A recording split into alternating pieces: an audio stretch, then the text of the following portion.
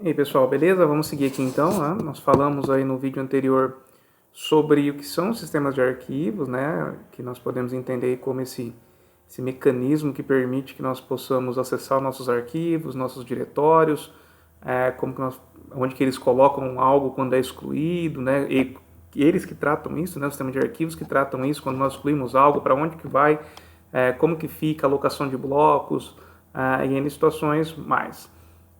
Falamos também sobre o path, né, ou o caminho lá, né, que é importante vocês saberem qual que é um caminho completo de um arquivo, né. Então, se esse arquivo, por exemplo, no teu Windows aí, você que está na tua área de trabalho, ele chama foto.jpg, o caminho completo dele vai ser C2 pontos, usuários, o nome do teu usuário que você está usando, desktop, foto.jpg, tá? Então é importante vocês saberem isso, que é muito importante quando vocês forem referenciar algo. E agora nós vamos ver aqui no Linux, né? É muito importante vocês entenderem como que funciona essa questão da estrutura de diretórios dos caminhos completos, tá?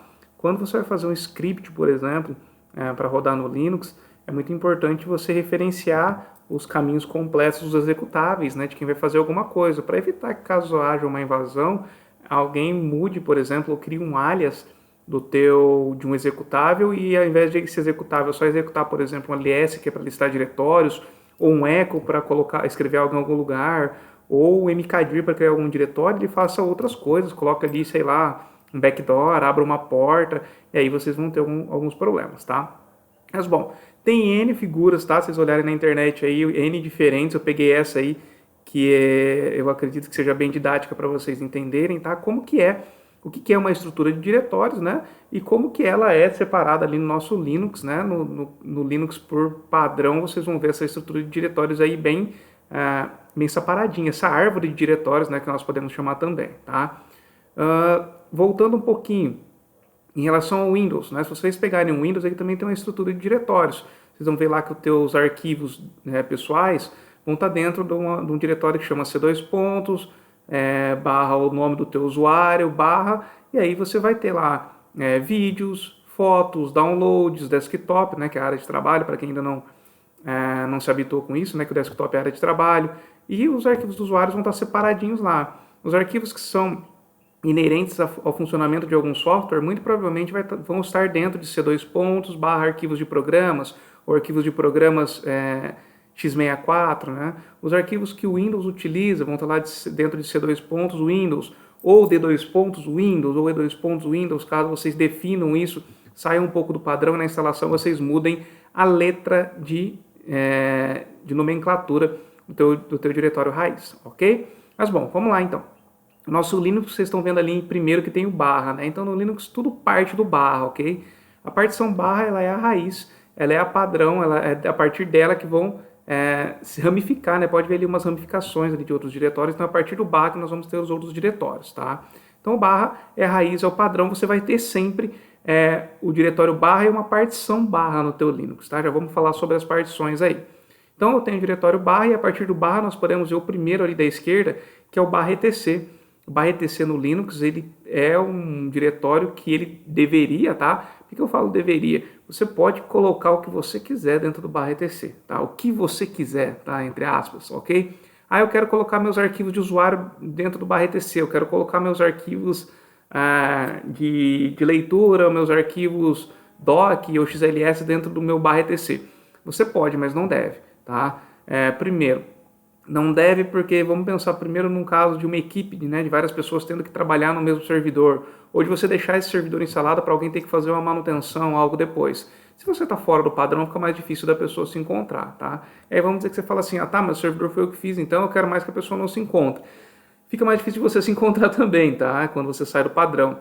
E aí tem outras situações, talvez instalação de softwares, situações automáticas, né, scripts automáticos, que podem mexer em alguns diretórios.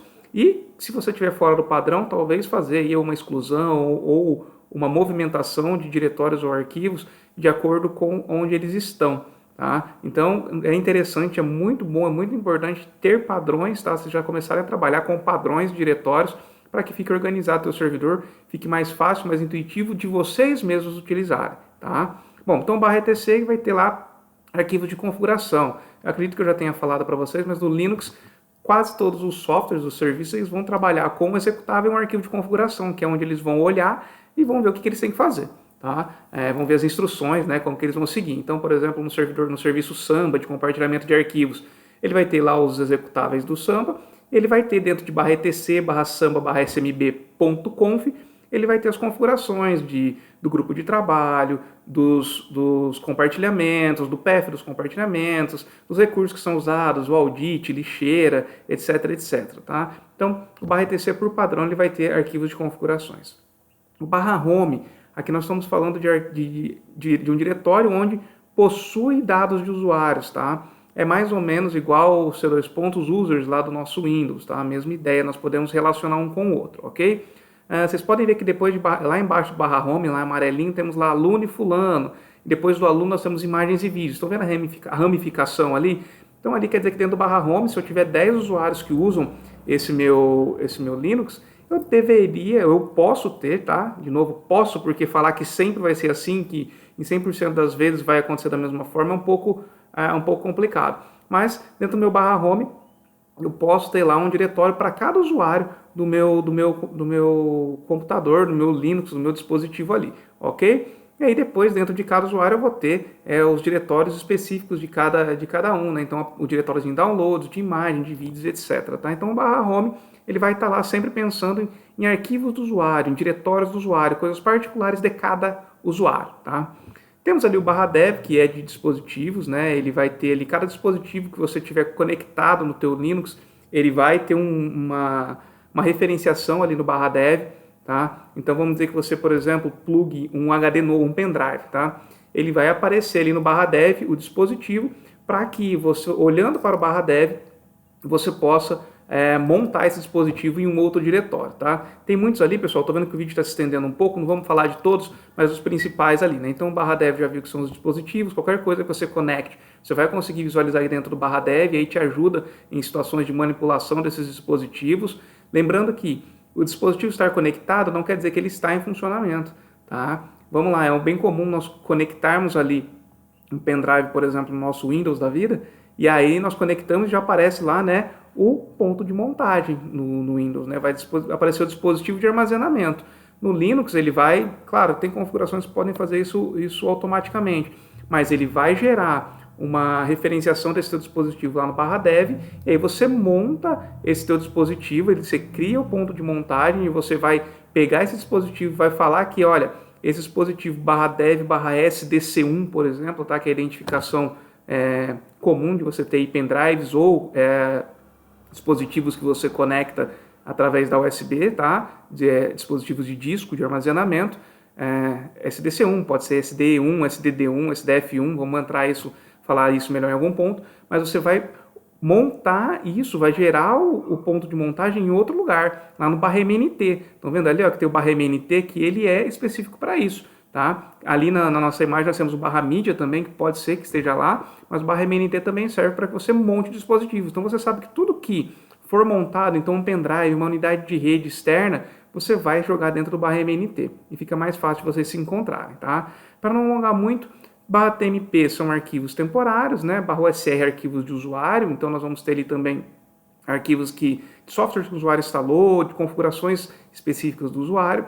/var, arquivos variáveis, e aí agora o /var eu vou usar um outro exemplo para vocês, que nós estamos falando sobre uma estrutura de diretórios. Cada diretório aí, ele pode estar ou não na mesma partição, tá? E aí nós vamos falar de outro conceito, que é de particionamento, tá? Uma partição, ela vai ter sempre um sistema de arquivos para ela. Eu posso ter várias partições diferentes no meu sistema operacional com sistemas de arquivos diferentes, dependendo da demanda e da necessidade que eu tenha, ok? Então pensem assim, por que eu vou falar do /var? O /var vai ter arquivos variáveis, então quando você faz, por exemplo, utilização de logs, ele deve ir por padrão lá dentro do /var /log, tá? Se você instala um servidor de páginas web, um Apache, por exemplo, ele vai, por padrão, colocar os dados ali dentro do /var. E aí, aonde que entra o particionamento? Por que particionar? Quando nós particionamos, nós separamos um espaço do nosso disco específico para aquela partição, tá? E aí, aquela partição nós podemos montar dentro de um desses diretórios aí da nossa estrutura de diretórios. Por que é interessante vocês particionarem dependendo da demanda que vocês têm? Sempre pensando na relação com a demanda que vocês têm. Pensem assim, vai lá fazer um servidor de páginas web, certo? Você vai lá e separa esse /var, coloca ele separadinho ali. Tá? Então ele cria uma partição diferente, aloca um espaço de disco para esse /var e o espaço de disco que é utilizado nesse /var, ele fica independente dos outros diretórios, das outras partições. Tá? Por que isso é legal? Vamos dizer que essa tua aplicação web, espero que não, mas que ela tenha tido algum problema, alguma invasão, algum bug, alguma coisa assim, e ela começou a ocupar espaço em disco demasiadamente, começou a estourar espaço em disco, usar muito espaço em disco. Por mais que ela use todo o espaço em disco disponível dentro do /var ali, não vai influenciar nas outras partições, nos outros diretórios. Por quê? Porque está separado. Então o seu /var está dentro de uma partição específica. Então não vai influenciar, por exemplo, no /home. Não vai influenciar, não tem ali, essa imagem faltou o /boot. O /boot é onde ficam os diretórios de arquivos necessários para o boot do teu Linux, tá? E eu sempre falo nas instalações que é interessantíssimo vocês separarem o /boot em uma partição específica. Por quê? Se qualquer problema que aconteça com N outras aplicações, se for em relação ao uso demasiado de disco ou o corrompimento de uma partição, alguma coisa assim, não vai influenciar no boot do teu sistema. E aí, para quem já teve a necessidade de subir uma máquina para resolver um problema, sabe que é muito mais fácil com ela em operação, né? Você conseguir pelo menos iniciar ela com os recursos padrões, do que ter que pegar esse disco, colocar em um outro computador, em um outro servidor, ou ter que subir um pendrive de boot, que talvez não vai ter todas as aplicações necessárias para você fazer sua restauração, não vai ter todos os recursos, ou vocês vão ter que instalar tudo isso novamente, tá? Então, separar a partição, lembra, né? Você deixa o espaço alocado só para ela, e aí não vai influenciar nas demais partições do teu disco, tá?